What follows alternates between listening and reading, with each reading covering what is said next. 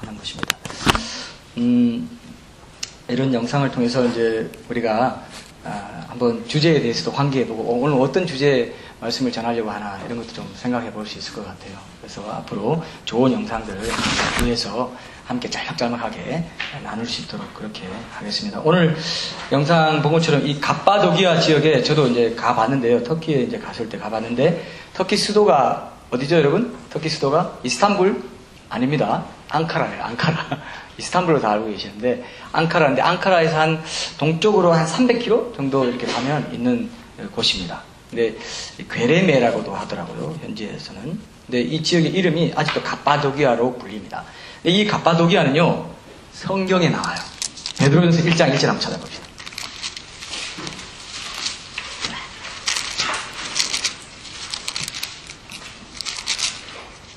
1장 1절 우리 한번 1장 1절까지만 읽어보겠습니다. 자, 시작. 예수 그리스도의 사도 베드로는 본도, 갈라디아, 갑바도기아, 아시아와 비두나에 흩어진 나그네. 갑바도기아 나오죠? 이 이름이요, 그대로 지금 터키에 있더라. 그러니까 우리 기독교는 어떤 종교입니까? 그저 신화나 어떤 이거 그냥 묶어가지고 이렇게 적당히 만들어낸, 사람이 만들어낸 이야기일까요? 아니면 역사적인 근거를 가진 사실일까요? 사실이에요. 기독교만이 그렇습니다. 다른 종교는 그렇지 않아요. 다 우화나 신화로 끝납니다. 역사적인 지명이나 인명이 안 나와요. 이스라엘 지금도 있잖아요. 그죠? 그런 것처럼 이 서신서를 이제 받는 지역이 이제 갑바도기아에 있는 사람들 포함되는데, 아까 이 갑바도기아 화산 활동으로 이렇게 여러 가지 용암이나 화산재 때문에 이상하게 생긴 삶, 모래 바위죠. 그런 바위들, 이런 것들이 이제 생기면서 이제 오늘 본 것 같은 그런 모양을 갖게 되는데, 지하동굴, 이런 데도 이제 제가 들어가 봤습니다. 근데 여기 안내자가 그러더라고요. 여기가 바로 교회였습니다. 지하교회 교인들이 여기 살았습니다. 그 일부를 제가 봤습니다. 진짜 어두컴컴하고요. 어떻게 이런 곳에 살았을까? 근데 아까 얼마나 큰, 엄청난 지혜를 갖고, 다 이렇게 설비를 해놓은 거 보셨죠? 지하동굴, 카타콤이 바로 이런 데구나. 이런 생각을 제가 했고요. 많게는 200만 명까지 살았대요. 그리고 1000개 이상의 지하교회들이 있었다고 합니다. 기도처, 신학교, 이런 것들이 있었고, 동굴교회. 지금도 굉장히 큰 거대한 모습들을 하고 있어서 이 탐방하는 분들이 놀란다고 해요. 아니, 이런 데가 있습니까, 세상에? 이런 느낌을 주는 곳입니다. 천장, 아까 보니까 십자가 있잖아요. 그죠? 십자가 새겨져 있었죠? 십자가라든지, 이렇게 예수님의 탄생, 공생의 사역, 기적, 제후 만찬, 십자가 달리신 거, 부활, 이런 그림도 있고요. 그 다음에 성경 기록자들의 얼굴을 담은 그림도 있습니다. 성화도 있고. 그런, 성찬식을 하기 위해서 포도주 만든 것도 있습니다. 성찬식 하기 위해서. 그러니까 포도주 만들어서, 포도주 담아놓은 돌 항아리 있었죠. 그죠? 그런 것도 있고요.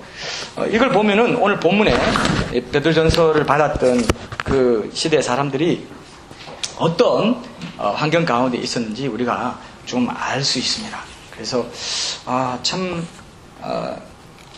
로마 제국의 박해가 심해지면서 이 지역까지로 옮겨와서 살았던 그 소아시아 지역의 성도들, 그런 성도들에게 지금 베드로 사도가 오늘 우리 본문 말씀 베드로전서 3장 15절 16절에 있는 대로 한번 같이 읽읍시다. 우리 3장 15절 16절 이 마음을 두고요.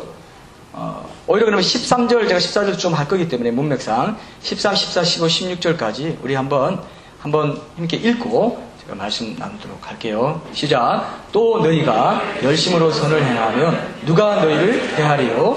그러나 의를 위하여 고난을 받으면 복 있는 자니 그들이 두려워하는 것을 두려워하지 말며 근심하지 말고 너희 마음에 그리스도를 주로 삼아 거룩하게 하고 너희 속에 있는 소망에 관한 이유를 묻는 자에게는 대답할 것을 항상 준비하되 온유와 두려움으로 하고 선한 양심을 가지라. 이는 그리스도 안에 있는 너희의 선행을 욕하는 자들로 그 비방하는 일에 부끄러움을 당하게 하려 함이라. 아멘.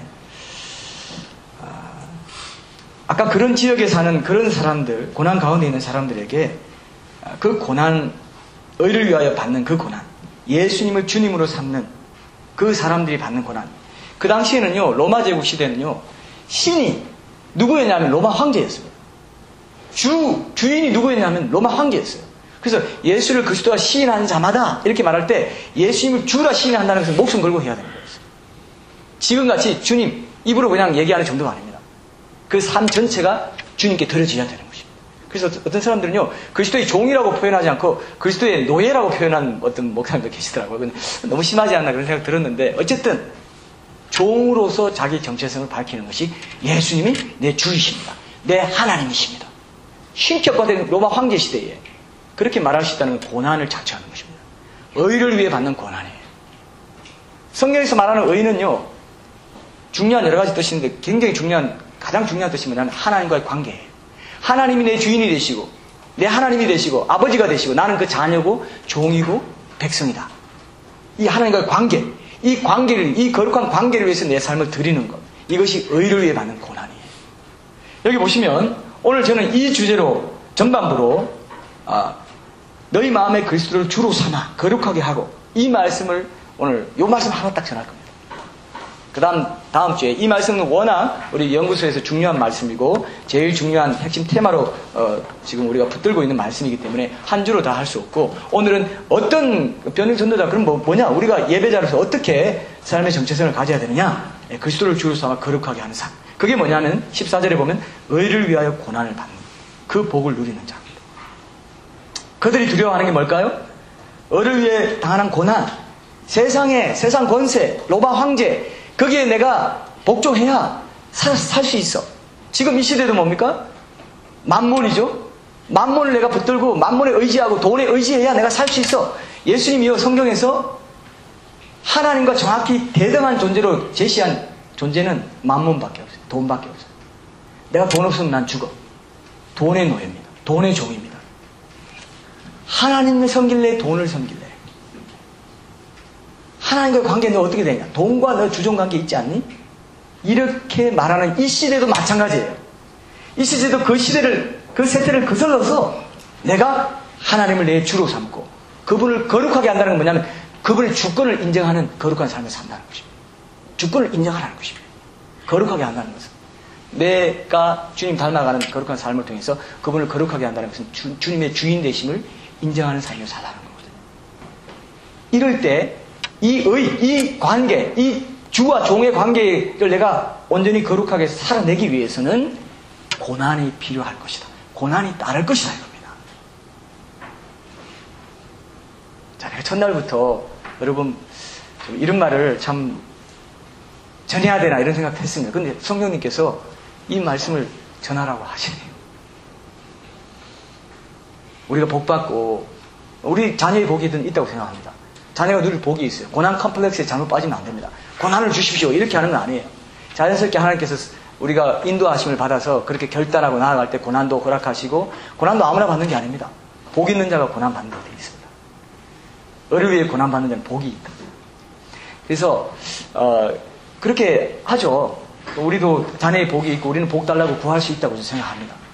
그러나 하나님께서 특정한 때, 특정한 방법으로, 특정한 길로 이 길로 왔으면 좋겠다. 이 길을 통해서 나의 고난의 길을 네가 완성해가는 삶을 살아줬으면 좋겠다. 이렇게 말할 때가 있죠. 그렇게 느낄 때가 있죠. 그럴 때는 내가 못 본 채 해서는 안 된다, 이런 생각을 저는 하고요.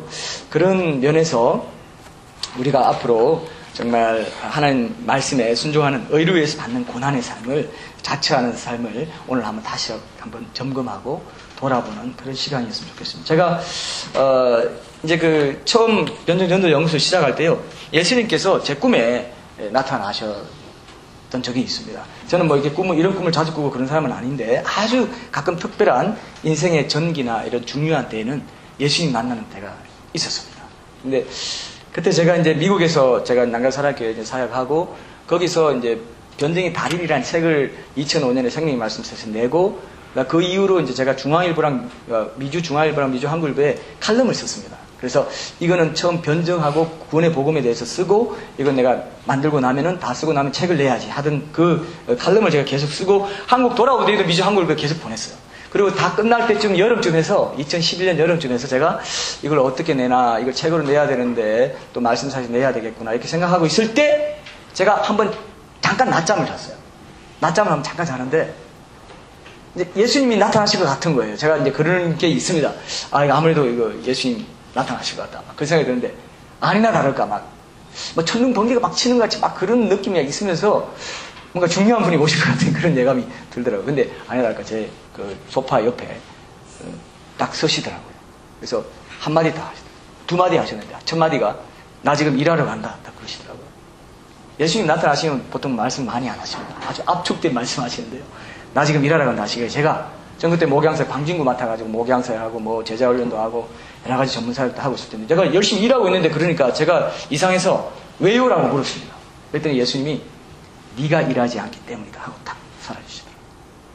그때 제가 꿈했어요. 그 일이 뭔지 알았습니다. 그 일은 내게 주신 변정전도의 사명이다. 이걸 제가 그때 알고 깨어나면서 제가 이제 회개가 나오던데 그러면서 이제 그 6개월 뒤에 제가 이제 사역을 정리하고 2012년 초에 연구소를 시작했고요. 창립 예배를 하고 나서 이제 제가 2월 10일자 조선일보에 정말 우연히도 제가 그냥 창립 예배 소식을 이런 기독교계에서 이런 사역이 시작된다는 소식을 일반 신문에 몇 군데 보냈어요. 그냥 빗자루 번자하고.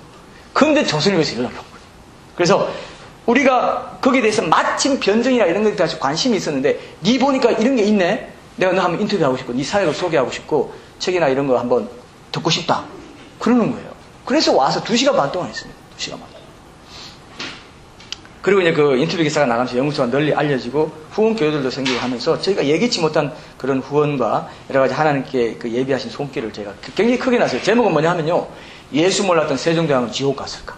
이렇게 해놓으니까 그 네이버나 네이트 다음에도 이렇게 네이버 네이트는 메인에 제 사진과 같이 나갔어요. 그러니까 엄청난 댓글이 달리고요. 어떻게 했을까요? 다 나무라는 거죠. 어떻게 기독교 몰랐다고 세종대왕 지옥 갈 수 있냐?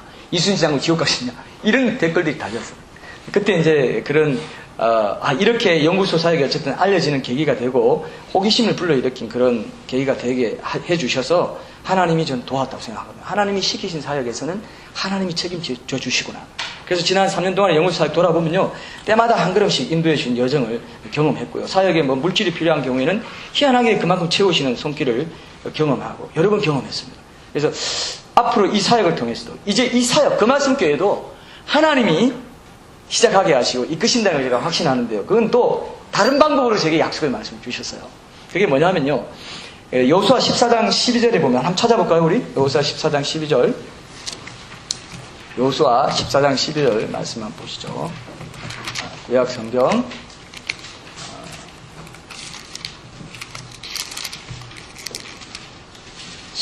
14장입니다. 14장 12절 340페이지입니다. 구약 성경 같이 한번 읽을까요 우리? 시작. 그날에 여호와께서 말씀하신 이 산지를 지금 내게 주소서. 당신도 그날에 들으셨거니와 그곳에는 아낙 사람이 있고 그 성읍들은 크고 견고할지어다. 여호와께서 나와 함께 하시면 내가 여호와께서 말씀하신 대로 그들을 쫓아내리이다.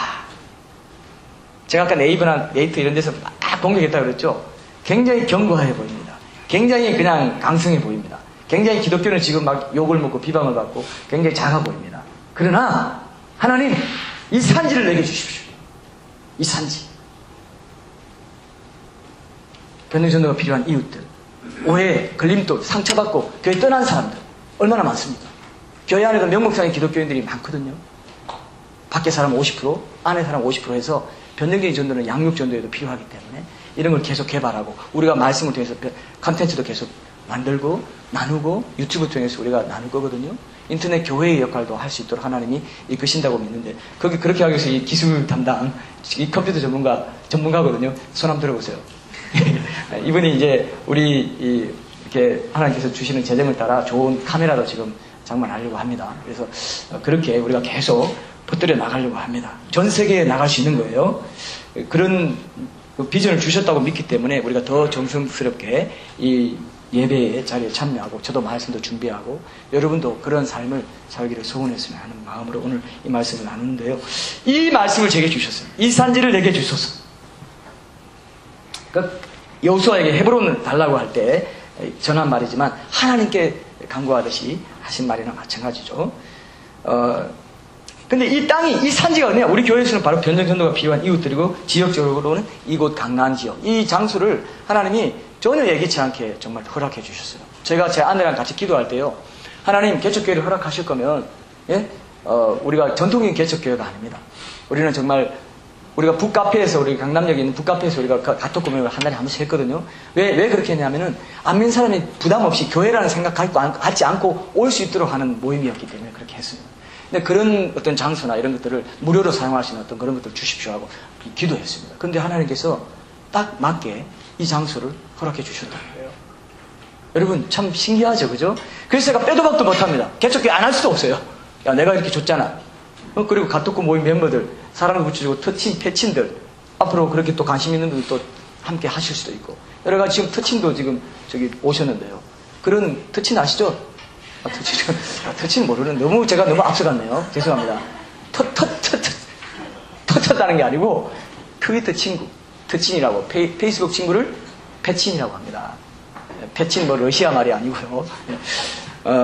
근데 터친, 터친이 그렇다는 거고요. 그래서 이곳, 또 우리가, 변증전도라는 게 이렇게 강남이나 이런 좀 지적인 그런 것들이 좀 있으면서도 이렇게 고교 졸업 이상, 이 정도 될 때 이렇게 또 말도 이렇게 더 할 수 있고 하는 부분이 있더라고요. 그래서 다 고등학교 졸업 이상 하셨죠? 네. 그래서 이 지역으로 부르셨다는 걸 알고 제가 이제 여의도에 지금 사무실이 있는데 우리 3년 동안 사용했는데요. 이제 이 근처를 좀 옮겨서 앞으로 장기적으로도 이 지역 중심으로 제가 전도를 하려고 하고, 그런 우리가 내년 봄 전에는 좀 옮겼어요. 여러분들 교우들이 만남의 쉼터 역할도 하고 좀 북카페처럼 이렇게 만들어서 좀 이렇게 만화 굿뉴스가 내년에 나오거든요. 당신의 가정 소식이 만화판이 그런 거라든지 오디오 음악도 좀 듣게 하고 차도 좀 마시게 하고 하면서 안 믿는 사람을 데려와서 제가 전도 상담도 하고, 여러분 기도나 훈련 모임도 갖고 이런 걸 지금 계획하고 기도하고 있습니다. 여러분도 기도해 주십시오. 이 장소를, 그래서 우리가 공중에 이 주일밖에 이용하지 못하니까 공중에 붕 뜬 상태가 아니고 우리가 안착할 수 있도록 하는 그런 어떤 센터가 필요하겠다. 그래서 제 그냥 개인적인 생각으로는 라브리 같은, 스위스의 그 셰프 박사님이랑 라브리 같은 그런 변증전도 할 수 있는 그런 모임도 되면 좋겠다, 이런 생각하고 있습니다. 그래서 여러분들이 그런 비전을 위해서 좀 기도해 주세요. 근데 제가 이 교회 개척을 이제 확신하게 될 때도 제게 이 말씀을 주셨어요. 이 산지를 내게 주소서. 이 산지를. 제가 어떻게 주셨냐면요, 3번에 걸쳐 주셨어요. 3세판이라고 아시죠? 한 번 주면 의심할까봐 3번 주셨는데 어떻게 주셨냐? 작년 여름쯤에 제가 교회 주일 설교에서 어떤 목사님이 이 산지를 내게 주소서라는 말씀과 함께 이제 교회 개척과 시작에 관한 예화를 들려줬을 때 이 말씀을 하실 때 이 말씀이 제 마음에 들어오더라고요. 그래서 이게 뭐지? 왜 이 말씀이 내게 들어올까? 왜 이렇게 인상적으로 들릴까? 하면서 제가 그날 저녁에 이제 주일 저녁에 이제 가정 예배할 때 이 말씀, 이런 감동과 은혜를 받았다고, 왜 하나님께 이 말 주시는 것 같다고 제가 나눈 적이 있습니다. 그리고 그 다음날 사랑의교회 목회자 협의회 수양회라고 있습니다. 사랑의교회를 나오신 분들이 이제 목회를 하거나 다른 사역 하시는 분들이 모여서 1년에 2번씩 수양회 하는데, 그때 이제 가서 수양회를 하는데 저녁에 늦게 한 선배 목사님이 자기 개척한 이야기를 들려주시면서, 내가 그동안 장소를 찾던 중에 성경에서 이 산지를 내게 주소서라는 말씀을 그 비로소 방향을 잡게 됐다, 이 말씀 하시는 거예요. 자, 특별하죠? 두 번째로 이 산지를, 이게 또 뭐냐? 그래서 제가 이게 또 특별한 말씀이구나, 하나님이 개척과 관련해서 이게 두 번째로 주시는 확증이구나, 이 생각했습니다. 그리고 3번째로요, 그리고 그 주 중에 성남에서 제가 변증전도 세미나를 할 때 찬양을 인도하시는 목사님이, 제가 또 앉아있는 찬양을 인도하시는 목사님이, 자, 이 산지를 내게 주소서, 우리 찬양하십시다. 제가 전율을 느꼈어요. 하나님, 이것도 꼼짝 못하네요. 코 깨었네, 완전히. 도장이라도 찍듯이. 여러분, 하나님 뜻을 찾을 때 중요한 원칙 중에 하나가 있어요. 그게 뭐냐면요, 내가 의도하지 않고 내가 꾸미지 않은 상황에서 수동적으로, 피동적으로 환경이 만들어지고 여건이 조성되고 뭔가 누가 조언을 해준다든지 이럴 때 하나님의 인도하심일 가능성이 상당히 높더라고요. 저 경험입니다. 자기가 꾸며서, 자기가 의도해서 이게 아니고, 그런 것들을 제가 보면서 제가 연출할 수 없는 상황이지 않습니까? 그럴 때 하나님 막다른 골목으로 이렇게 하실 수도 있고요. 여러 가지 이렇게 상황을 열어주시기도 한다는 것을 여러분 기억하시면 하나님 뜻을 찾을 때 좋겠죠. 그래서 저는 그런 마음을 가지고 하나님 앞에 이 사역을 시작했는데, 제가 오늘 이 말씀은 바로 그렇게 이런 그 말씀께 그런 변증전도의 사명을 갖고 이 산지를 내게 달라고, 지금 이렇게 안티기독교도 있고 여러 가지 교회가 어려움을 겪고 있는 이 시대에 교회를 정말, 교회의 진리가 교회 종교의 하나가 아니고 교회의 정말 진리는, 절대 진리는 이런 것이고, 예수님이 하나님이시고 예수님이 모든 사람의 주가 되신다고 얘기하는 이 사역을 시작하게 하신다는 것은 어떤 의미일까 했을 때 이 말씀에서 우리가 이 사역의 기초를 잡아야 되겠다. 그런 생각을 하게 됐습니다. 그래서 하나님께서 이 말씀을 우리에게 주셨다. 그렇게 생각합니다. 그래서 그리스도를 주로 삼고 거룩하게 하는 사람은 뭐냐? 의를 위해 고난받는 사람이에요. 그 의라는 것은 아까 말씀했죠? 하나님의 관계다. 하나님을 주인으로 모시고 사는 것. 여러분, 의를 위해 고난받는 거요. 왜 어려우냐 하면요. 내가 나의 주인인 삶을 사는 데는 고난이 안 따릅니다. 내가 좋은 대로, 내 취향대로, 내 편리하게 내가 좋아 보이는 대로 결정하면서 사는 거기 때문에 고난이 있어요, 없어요? 내가 주인인 삶은 고난을 겪을 필요가 없습니다. 하나님이신 그분, 전지전능하시고 내게 가장 유익이 되는 게 뭔지 아시고 내 육신적인 모습을 하나라도 뜯어내시고 점점 예수님 닮아가는 성품으로 만들기 위해서 무엇이 유익한가를 아신 하나님께서는 내 뜻대로 하기를 원하지 않으시고 때로는 하나님 뜻대로, 하나님의 선하신 완전한 뜻대로 이끄시기 위해서 내가 싫어하는 길을 가게 하실 때도 있다. 이게 고난이에요. 이게 의를 위한, 하나님과의 관계, 주님의 주님 대신 주권을 인정하는 그 관계를 위한, 그 의를 위한 고난을 받는 삶이에요.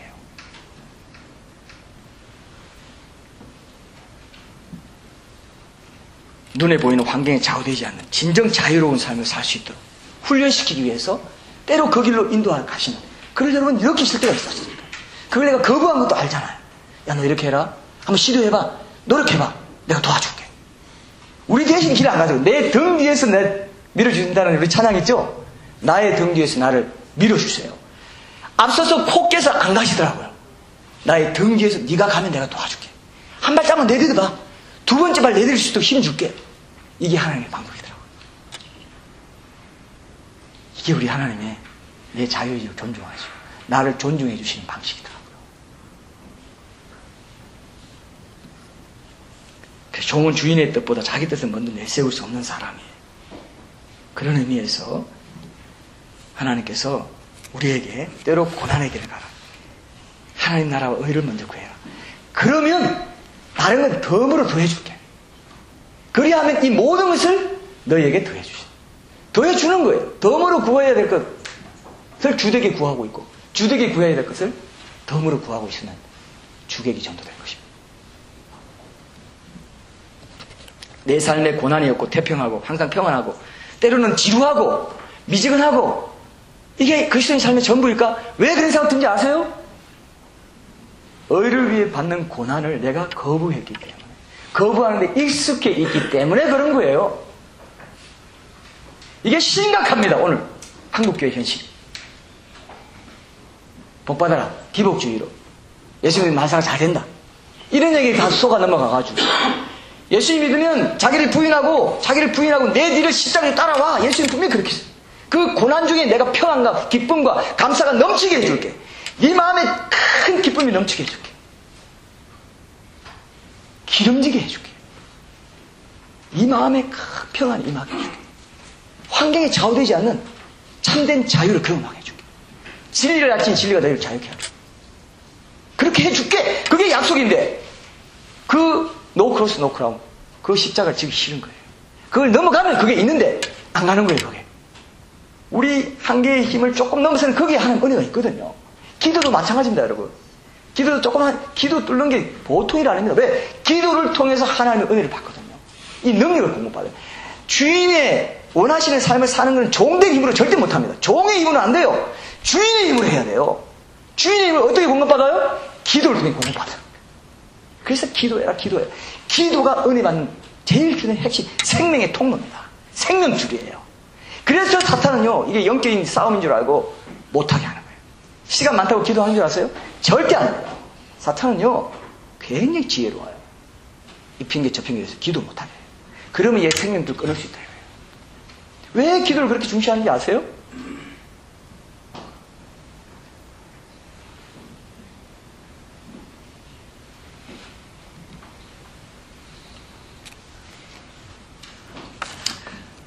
여러분, 오늘 우리가 얼마나 큰 영적 전쟁의 가운데 있는지 모릅니다. 우리가 그냥 견뎌주다 해보자. 그냥 견뎠다기는 작살납니다. 작살난다는 표현이 이렇게 강단적으로 좀. 그러나 한번 우리가 한번 깨움 받기 위해서 첫 주일이니까 좀 용서해 주십시오. 제가 원래 좀 품위 있게 살고 싶은데요. 저도. 근데 이게 참 그럴 때가 있더라고요. 저도 뭐 또 하나님 앞에 이런 경고를 듣고 늘 저를 경성시키고 하기 위해서 또 저에게 하는 설교이기도 하고 하기 때문에 여러분과 같이 이렇게 나누는 건데요. 여러분, 이제 좀 지나간 시간들은 좀 내려놓읍시다. 예, 지나간 시대에는 그랬다고 합시다. 예, 지나간 시대는. 이제부터는 그 말씀께 소속돼서 하나님 말씀을 공급받고, 하나님, 내가 이 시대를, 그래서 연어가 자기 고향으로 돌아갈 때 어떻게 합니까? 물을 거슬러서 탁 하면서요, 탁 가는 거예요. 이 세대를 본받지 말고, 그죠? 하나님의 선하시고 기뻐하시고 온전하신 뜻이 무엇인지 분별해가지고 너희 몸을 내 삶의 현장에서, 일상 속에서 주일 예배 한번 딱 드리는 거 말고, 선데이 크리스천 말고, 일상에서, 그래서 월요일 크리스천이라 말고 요즘 나왔더라고요. 일상에서 의료에 받는 고난을 한번 가보지 않겠니? 자, 하나님 뜻과 내 뜻이 일치되면 고난이 아니에요. 더 이상. 고난이라고 한 표현은 저는 그렇게 묵상했습니다. 고난은 내가 종된 육신의 마음으로, 내 노예, 애굽에 있을 때 그 노예 먹고 이렇게 했던 거 좋아했던 그 마음으로 내가 하기 때문에 신령한 음식 만나도 묵상, 우리 큐티 강조하잖아요. 하나님 말씀 먹고 기도하고 예배자로 살아가는 그 출애굽해 와서 광야에서 회막에서 미팅 플레이스, 하나님과 만나는 기도와 말씀 묵상이 핵심입니다. 우리 교회 예배의 가장 중요한 핵심이에요. 그렇게 한 사람들이 주일 예배 때 은혜 받게 됩니다. 안 그러면요, 팍팍한 심령 한참 찬양하고 기도해야 조금 축도할 때쯤 돼서 은혜 받고 돌아가는 그런 거예요. 그게 아니라 계속 촉촉하게 심령을 적시면서 기도와 말씀 공급 가운데 사는 사람이 주중 크리스천으로 살아갈 수 있다. 저는 그렇게 생각하는데, 더 이상 고난이 아닙니다. 고난이 아니라 그게 복된 길이고, 그게 좁은 길이고, 그게 철로 역정이고, 그래서 기쁨으로 감사함으로 하나님과 동행하는, 주와 동행하는 거예요. 그럴 것 같습니까, 여러분? 그럴 것 같죠? 네. 혹시 여기 잠을 청하기 위해서 조용히 지그시 이렇게 눈을 감으려고 한다든지 그럴 경우 제가 바로 뭐 지적할 수는 없고 또 한번 이렇게 큰 소리를 한번 내든지 그렇게 할게요. 다들 지금 눈이 초롱초롱 하신데, 어쨌든 오늘 이 삶의 현장에서 우리가 영적으로 얼마나 엄청난 전쟁이 있는 곳인가를 꼭 기억하십시오. 그래서 내가 누구든지 무릇이라고 했습니다. 무릇 그리스도 예수 안에서 경건하게 살고자 하는 자는 박해를 받으리라 했습니다. 핍박을 받으리라. 그 박해가 뭐 지금 IS에서 지금 목 자르고 지금 크리스천들 죽이고 이 박해가 아닙니다, 여러분. 이 박해가 아니에요. 내가 더 양식껏 살고, 내가 사람들이 다 가는 길을 가지 않고 내가 정직하게 작은 거 하나 하는 것도 사업하시는 분들, 정치 현장에서 어떤 교육 현장에서 내가 더 하나님 앞에 믿음으로 결단한 모든 것들이 어떻게 보면 고난이고, 어떻게 보면 의를 위해 받는 고난입니다. 주님을 기쁘시게 해드리는, 주인을 기쁘시게 해드리는 종된 자의 마음을 고백하는, 그것이 예배입니다. 삶의 예배예요. 자, 여러분, 내가 그런 삶을 살기 싫어하면 고난이 없잖아요. 그럼 내가 평온은 한데, 태평은 한데, 기쁨이 없어. 기쁨, 감사가 없고, 참된 평안이 없어요. 편안한 건 있어요. 근데 평안은 없어요. 평안은 돈 주고 못 삽니다. 아무리 좋은 집에 살아도, 편안할지 몰라도, 육신은 편안해도 마음은 공고한 사람이 얼마나, 그래서 사살하는 거예요. 그래서 사살하는 거예요. 여러분, 속으면 안 돼요. 이 땅에서 여러분 눈에 보이는 것 때문에 속으면 큰일 납니다. 저는 이걸요, 주일마다 그런 부분에서 새롭게 우리가 예배드릴 때 하고요. 계속 다른 주제로 여러 가지 이제 우리 영적인 생활, 신앙생활, 또 교회 바깥에서 묻는 하나님만 믿으면 이제 꼭 교회 다녀야 돼? 이런 걸 제가 이제 요 시리즈 끝나고 한번 하려고 하는데, 여러 가지 제가 그래서 교회론도 다루고, 또 여러 가지 여러분들이 충분히 대답할 수 있는, 여기 대답할 때 항상 예배하라는 것처럼 그런 것도 하고, 다양하게 큐티 설교도 하고 다양하게 할 겁니다. 그러나 여러분, 주제는 뭘까요? 오늘 여기 선포되는 이 말씀이 주제예요. 우리가 종된 자의 신분을 회복하고, 내가 종이고 주님이 주인이시기 때문에 내 마음대로 하면 안 됩니다. 말씀대로 살자. 말씀에 순종하고 십자가 제자도 붙잡고 살자. 이것이 핵심이 되겠죠. 늘 적용이 되겠죠. 그럼 주일마다 여러분들 화들짝 놀라면서 화들짝 놀라지 않아야 정상인데, 화들짝 놀라면 이상한 거예요, 그게. 이런 말씀이 있었네? 정신이 막 깬다. 정신이 깬다. 그런 분들 제가 가끔 만나는데, 그러면 일주일 동안 계속 정신 안 깨고 몽롱한 상태에서 살았습니까? 예, 그렇습니다. 왜? 세상이 워낙 강합니다. 세속주의가 워낙 강해요. 물질주의 워낙 강해요. 눈에 보이는 거, 얼짱, 몸짱. 여러분, 인터넷 들어가면요, 맨날 소녀시대 각선미가 어떠니? 말하기도 참, 부끄럽지만. 그런 시대잖아요. 눈에 보이는 걸 현혹하잖아요. 눈에 안 보이는 거.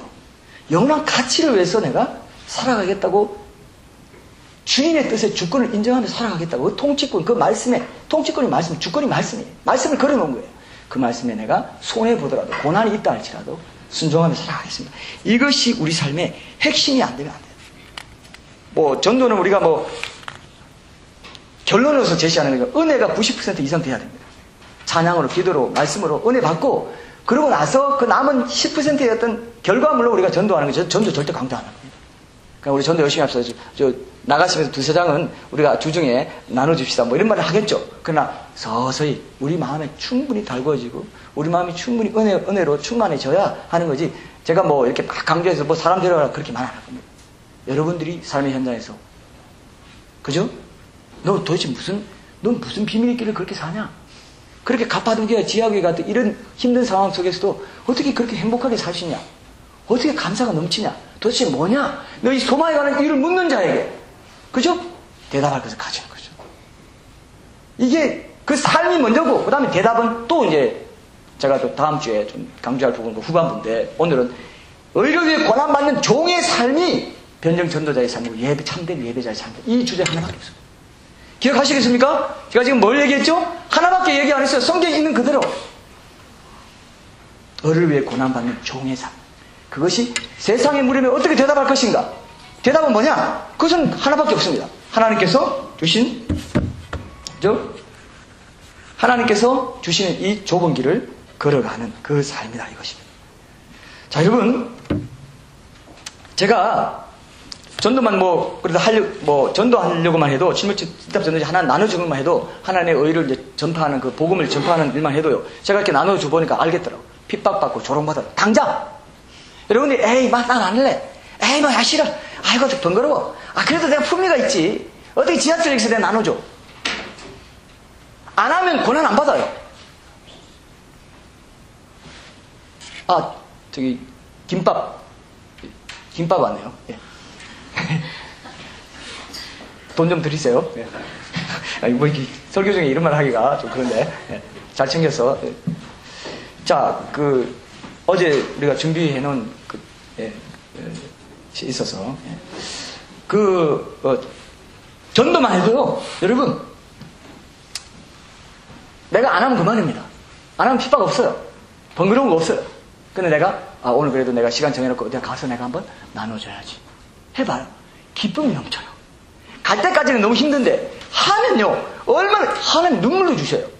하나님 내가 이런 것도 안 했네요. 여러분 할 때요, 제가 요령을 가르쳐 드릴게요. 최대한 몸을 굽히셔야 됩니다. 아시겠죠? 웃는 날 침 못 뱉는다고. 저기 이거 한번 읽어보실래요? 한번 읽어보세요. 그럼 뭐예요? 어떤 사람은요, 내가 캠퍼스에서 나눠주는 보고요, 바로 제 본 앞에 쓰레기통에 던져버려요.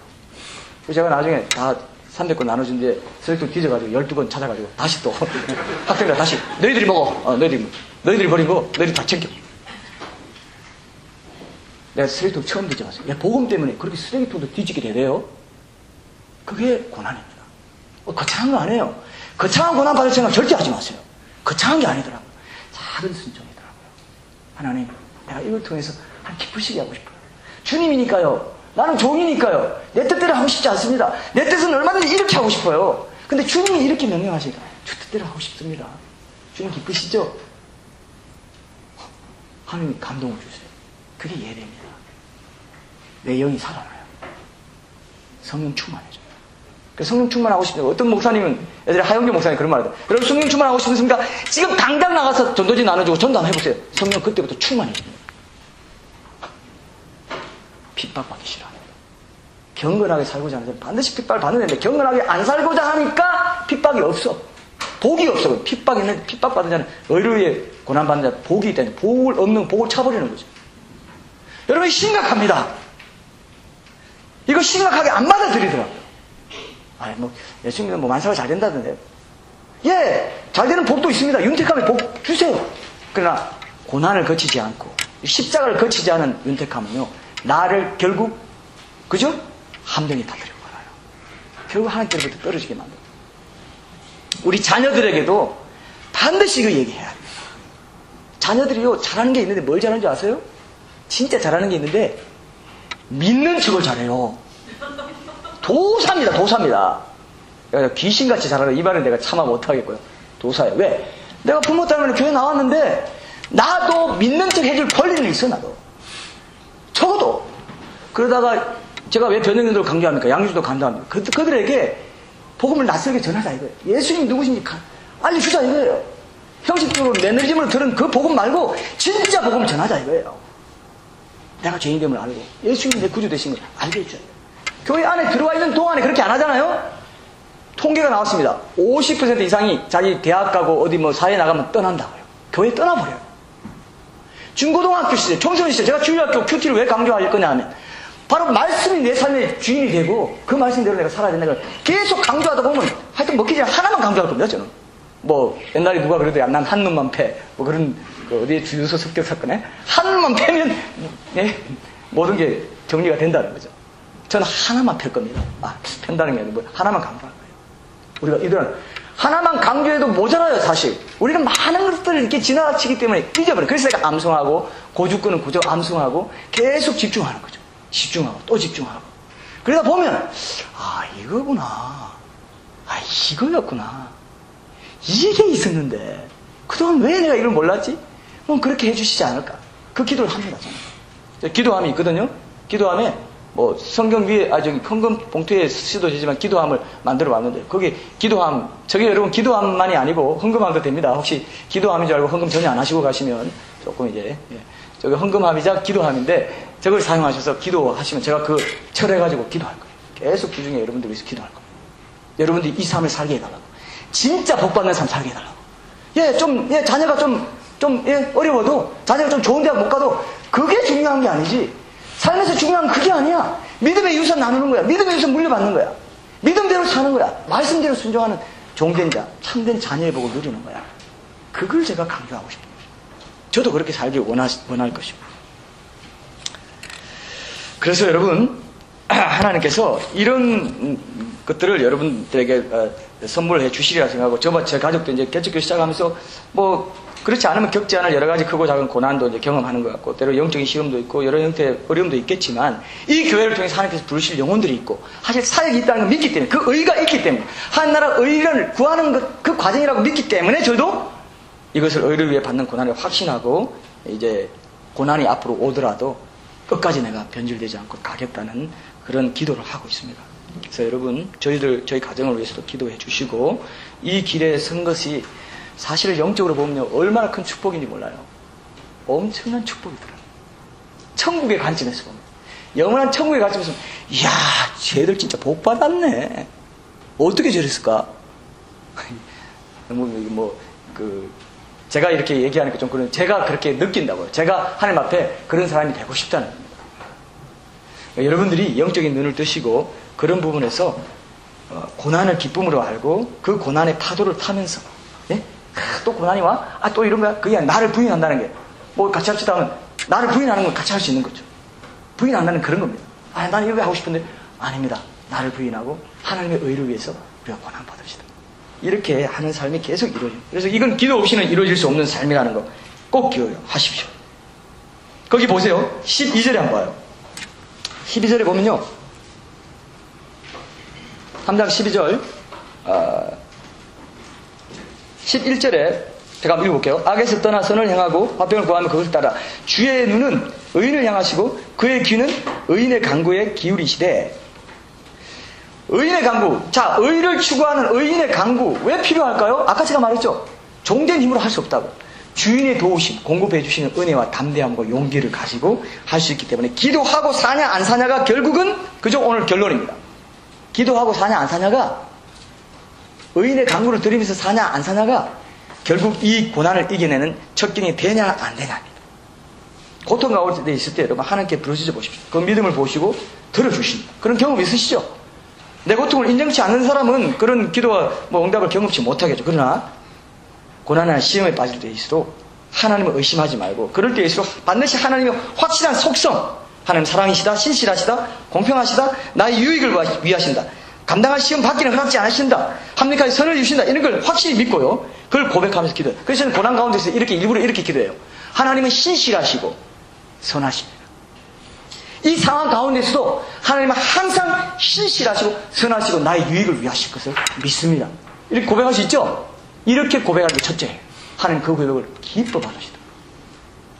이거 실행해 볼 수 있겠죠? 지금 고난 가운데 있는 분들은 이 기도하십시오. 그리고 뭐 유혹이나 어려움이 닥치면 예수님 도와주세요. 이 짤막한 기도 해봐요. 죄악의 분위기, 어떤 유혹, 그런 걸 떨치고 힘을 얻고 이상하게 분위기가 바뀌어버려요. 영적인 분위기가 바뀌어요. 예수님 도와주세요. 한번 해보세요. 짧지만 그 기도 해봐요. 의인의 간구 해보세요. 하나님, 예수님으로 내 마음이 향하면서 예수님이 확 안아주는 걸 느낄 수 있습니다. 제가 그런 걸 여러 번 느꼈습니다. 여러분, 예수님이 여러분의 기도를 도우시고 여러분들이 만약에 여러분들이 응답받지 못하고 기도에 효력이 없다면 말씀 순종의 삶, 의를 위해 고난받는 삶이 아직도 정말 연약한 부분이 있다 이렇게 생각하시면서 기도해서 기도하는 이유는 뭐냐? 기도하는 것은 내가 뭐 구할 거 구하는 것도 맞죠. 요청하는 것도 맞습니다. 그러나 그분의 임재를 경험하고 그분의 성령 충만함의 능력을 회복해서 내가 의를 위해 받는 고난의 삶을 계속해서 걸어갈 수 있도록 하는 것에 여기 문맥을 보십시오. 의인의 간구라는 것은 그냥 의인의 간구가 아닙니다. 의를 위해 고통당하고 있고 의를 위해서 지금 고난당하고 있는 그 상황에서 내가 기도하는 거예요. 하나님, 이 상황에서 내가 끝까지 주님께 의지하게 해주십시오. 주의 능력을 공급받게 해주십시오. 도와주십시오. 내가 타협하지 않겠습니다. 이제는 많이 타협한 걸로 충분합니다. 이제는 좀 더 하나라도 작은 순종부터 시작해서 하나하나 그 좁은 길 가기 원합니다. 그 십자가 제자도 붙잡기 원합니다. 그렇게 여러분들이 기도하시면 거기서 하나님 만납니다. 예배는 하나님 만나는 걸 그랬죠. 기도 통해서, 말씀을 통해서, 찬양을 통해서 하나님 만납니다. 제가 어제도 토요일 아침 새벽에 이 교회 원고뿐만 아니라 제가 기도하는데요. 설교와 우리 성도들 위해서 기도하는데 하나님께서 저는 이제 기도할 때 이런 느낌이 있습니다. 하나님 내가 보좌 앞에 엎드려 있구나 그런 것들이 하나님 확 열어주실 때가 있어요. 그러면 엄청난 감동이 몰려옵니다. 눈물 콧물 쏟아져요. 왜? 하나님 앞에서 아주 연약하다는 걸 제가 알게 돼요. 회개가 나와요. 내가 이런 죄인이구나. 내가 하나님 앞에 이 거룩하신 하나님 앞에 내가 이렇게 연약하구나. 이거를 고백하는 것이 기도의 아주 정점이다 이런 생각이 듭니다. 아니 내 경험입니다. 여러분도 그런 경험 있으시겠죠. 여러분 왜 옛날에 보면 그 뿅아리들 말입니다. 뿅아리들 조그만 뿅아리 새끼들 이렇게 햇볕 쬐려고 그 아주 얄쌍한 그 다리 갖고 이렇게 하면서 이렇게 눈 뜨고 있는 거 혹시 보셨어요? 제가 그런 느낌이에요. 내가 그런 뿅아리가 된 느낌이에요. 하나님의 엄청난 광채 그 앞에서 내가 뿅아리처럼 좀 도와주세요 하나님. 나 이렇게 약한데 뭐하고 계세요? 그 임재의 영광이라면요, 그 기쁨이라면요 말로 표현 못해요. 이게 천국 기쁨이라고 내가 압니다. 천국 가면 누가 책에 그렇게 썼더라고요. 천국 가면 내가 기도할 때 천국 하나님 임재 느끼는 그거를 확인하게 될 것입니다. 난 믿습니다. 내가 천국 가면 그 임재의 영광과 기쁨을, 그 감사를 내가 확인. 이게 내 본향이구나. 내 영혼이 온 곳 이 보좌구나. 그 본향에 가면요 제 마음이 이럴 것 같아요. 평안이 오면서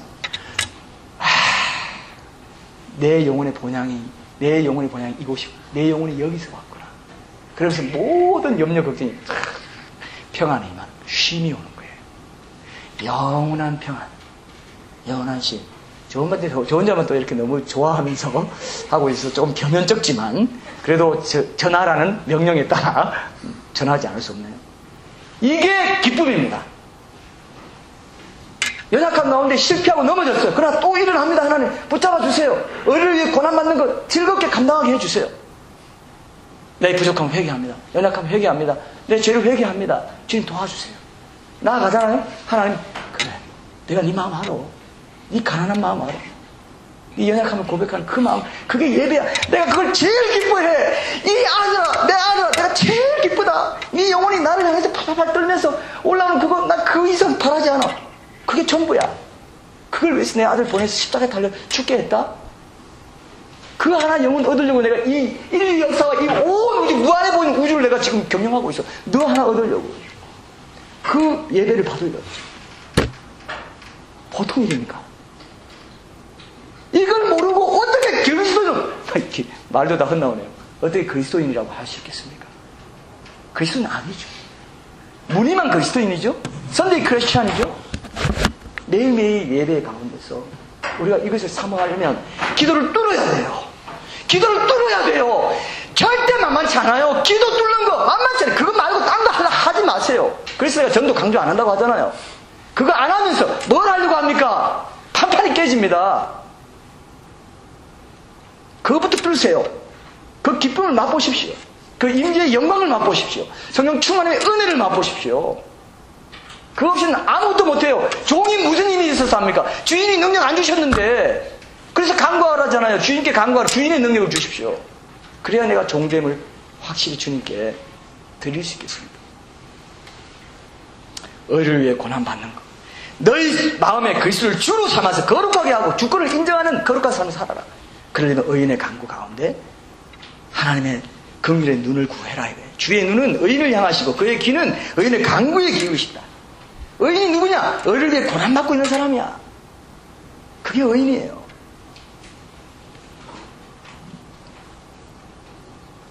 하나님의 임재를 경험하는 예배는요, 인간의 논리를 초월합니다. 인간이 찜찜해하고 뭔가 어렵게 생각하고 뭔가 인간적으로 어떤 인간적인 수단으로 풀려고 하는 그런 거 있잖아요. 거의 풀기 어렵습니다. 근데 하나님 터치를 받으면 예배를 통해서 기도와 말씀을 찬양을 통해서 살아계신 하나님 임재를 경험하고 나면 더 이상 문제가 안 되는 걸 여러 번 경험합니다. 하나님의 터치 한 번으로 끝나버리더라고요. 이걸 못 받으니까 인간적인 궁리를 하는 거예요. 고민하는 거예요. 아니더라고요. 하나님께 기도로, 예배로, 말씀으로 그 음성을 사모하면서 나아가보세요. 제가 오늘 아침에도요, 기도하면서 이 원고를 놓고 내가 기도하는데 하나님께서 오늘 여러분들에게도 들려주신, 저는 짤막하게 하는 말씀하실 때가 있어요. 지난번에도 뭐 내가 살아있는 거 알지? 뭐 그런 말씀들 제가 개척에서 기도할 때, 오늘은요 이렇게 말씀하시더라고요. 변화되기가 쉽니? 변화되기가 쉽니? 와, 깜짝 놀랐어요. 오, 하나님 바로 말씀하실 때 제가 여러 의미가 담겼다. 그걸 알게 됐습니다. 한 번의 설교로 변하지 않는다. 지속적으로 선포해라. 지속적으로 말해라. 내 입이 되죠. 계속 말해라. 변화되기 쉽지 않다. 하나님 아시는, 우리 연약함을 아십니다. 우리 한계를 아시더라고요. 우리가 세상 모든 거 바꾸라고 말씀 안 하시더라고요. 세상에 이렇게 불의하고 이렇게 가난한 자들이 많고 이거 다 바꿔야 되는데 그렇게 안 하시더라고요. 넌 예배해라. 마리아가 그 값비싼 향유를 부을 때 가룟 유다는 이거 다 팔아가지고 가난한 자 나눠줘야 되는데 말이에요. 이게 뭡니까? 예, 그게 아니더라고요. 예배드려라. 예배자가 되라. 내가 한다. 내가 너를 통해서 할게. 넌 먼저 나를 예배해라.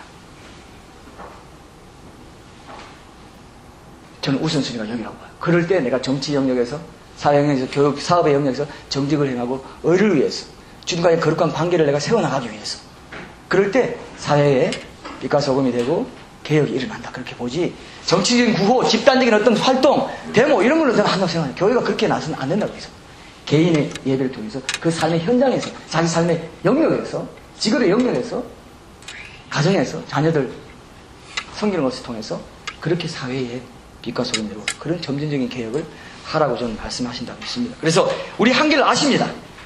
이 한계를 알기 때문에 네가 할 수 있는 것, 이것을 나는 네가 하기를 원한다.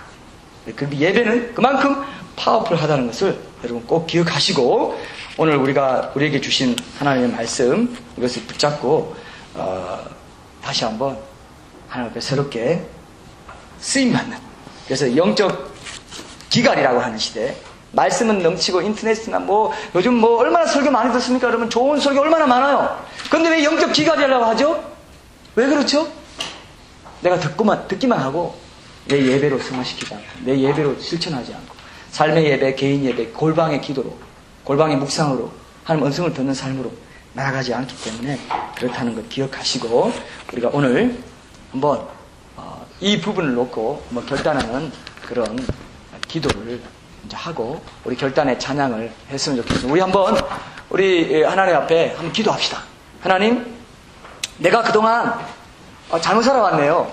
그런 분이 있겠죠. 또 그렇지 않은 분도 있겠죠. 내가 그동안 살아왔던 게 맞네요. 이렇게 말씀을 통해 확인받을 수도 있습니다. 그러나 하나님, 그동안 내가 정말 소홀히 했던 것이 많이 있네요. 다시 한번 다잡게 해주십시오. 우리 하나님 앞에 다시 한번 회개합니다. 회개하는 기도하시고, 이 말씀 주신 것 감사합니다. 감사 기도하시고 찬양하시고 하는 결단합니다. 주님 도와주십시오. 지성, 감정, 의지가 골고루 우리 하나님 앞에 드려져서 우리 하나님께 영광 올려드리는 삶 살게 해달라고 우리 함께 합심하면 기도하고 우리 결단에 찬양하고 우리 예배 마치겠습니다. 기도합시다. 하나님 아버지 감사합니다. 아버지 하나님의 은혜로 오늘 이 자리에 모여서 우리가 주님 앞에 예배드리며 주의 말씀을 듣습니다. 하나님, 의를 위해 받는 고난, 의를 위해 받는 고난, 종된 자로서 주님의 주님 되심을 높여드리는 그 삶, 그 삶의 정체성, 이런 것들을 우리가 가지고 주님 앞에 승리하는 삶을 살 때에만, 그때에만 아버지 하나님, 우리가 변정 전도자로 참된 예배자로 이 시대를 이기고 이 산지를 내게 주소서. 하나님, 이 산지를 내게 주소서. 이 산지를 내가 얻겠습니다. 이 산지를 내가 온전히 아무리 강해 보인다 할지라도 이 산지를 내게 주시면 이 산지를 주님의 기업으로 삼겠습니다. 주님의 기업으로 삼고 많은 영혼들이 정말 주님께로 돌아오게 하는 그러한 역사를 경험하길 소원합니다. 하나님, 오늘 성도들이 이 마음을 가지고 주님 앞에 기도하기 원합니다. 이 소원을 주님 앞에 아뢰기 원합니다. 아버지 하나님, 이곳에서, 이 강단에서 말씀이 선포될 때마다 아버지, 그러한 주님의 음성이 들려지게 하시고 주님의 뜻이 세워지게 하시고 십자가의 제자도가 세워지게 하시고 십자가의 제자들을 통해서 내가 온전히 다시 한번 주님 앞에 정말 헌신을 결단하고 거룩한 삶을 결단하고 주님 앞에 나아가는 그런 귀한 은혜를 더하여 주시옵소서. 하나님 아버지 감사합니다. 오늘 말씀을 통해서 짧은 시간이지만 주님이 베드로전서 3장 15절 말씀을 통해서 우리에게 분명히 들려주실 음성이 있기 때문에, 주님의 뜻이 있기 때문에 오늘 그 말씀, 그 첫 예배를 통해서 이 말씀을 선포케 하신 줄 믿습니다. 각자 상황을 아시는 성령 하나님께서 각자의 상황에 맞게 주님의 음성을 들려주셨사오니 이제 그것을 머리로만 듣지 말게 하시고 가슴으로 손발로 듣게 하셔서 삶에 실천하고 예배로 승화시켜 나가고 개인 예배로, 삶의 예배로, 각 직업의 영역에서, 가정에서 어떤 삶의 영역이든지 주님의 통치권이 확장되어서 주님의 말씀이 다스려지고 말씀을 통해서 그 영역들이 다스려지는 주권을 인정하는 종된 삶을, 주님의 주인됨을 인정하는 그러한 삶을 살아가기로 결단하는 그런 귀한 은혜를 이 시간에 부어 주시옵소서. 이 시간에 성령 충만함의 은혜를 주시면 그 능력을 가지고 한 주간을 살아갈 수 있다고 믿습니다. 그 능력을 가지고 주님께 영광 올려드리는, 주님께 기쁨이 되는 그러한 귀한 의를 위해 고난받는 종의 삶을 살아가는 귀한 은혜를 주님 허락하여 주시옵소서. 오늘 그 말씀 교회 첫 설교를 이 말씀으로 주신 것은 앞으로도 변화되기가 쉽지 않기 때문에, 계속해서 우리는 잊어버리기 때문에 그때그때마다 환기시키고 그때그때마다 주님의 말씀을 들어야 한다는 것을 십자가 제자도에 대해서 나를 부인하고 주님 길을 따라가는 그 십자가를 지는 삶을 다시 한번 우리가 늘 확인하고 말씀을 통해 다시 듣고 다시 결단하며 다시 우리 주님 앞에 나의 지성과 감정과 의지를 전인적으로 드리는 그러한 복음의 증인되는 삶, 예배자의 삶 살아갈 수 있도록 이 강단을 통하여 복을 더해 주시고 함께하여 주시옵소서. 이후에 모든 우리 그 말씀교회의 사역과 삶과 인격과 우리 각자의 인격의 그 모든 영역에서 주님의 의가 드러나기를, 또 복음의 증인되는 삶이 온전히 펼쳐지기를 간절히 소원하오며 모든 말씀 예수님의 이름으로 기도드립니다. 찬양하죠.